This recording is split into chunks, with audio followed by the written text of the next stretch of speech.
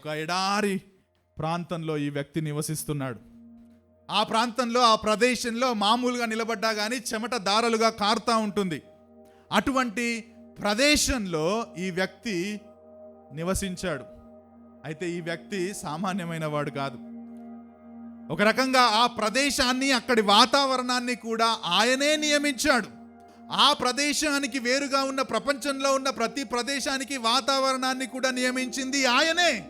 ఈ భూమి మీదికి శరీరధారిగా, దైవ మానవుడిగా ఆయన ఈ లోకానికి వచ్చాడు.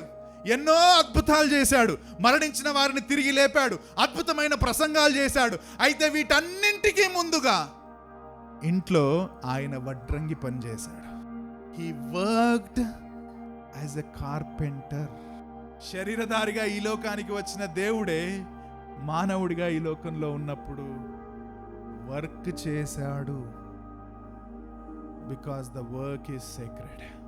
పాపములో, శాపములో, చచ్చిన స్థితిలో ఉన్న మన తరపున, ఈ మాట వినండి, ఎవరు పనిచేశారు తెలుసా అండి? యేసుక్రీస్తు ప్రభు పనిచేశారు. The salvation it self is a work of God through lord Jesus Christ.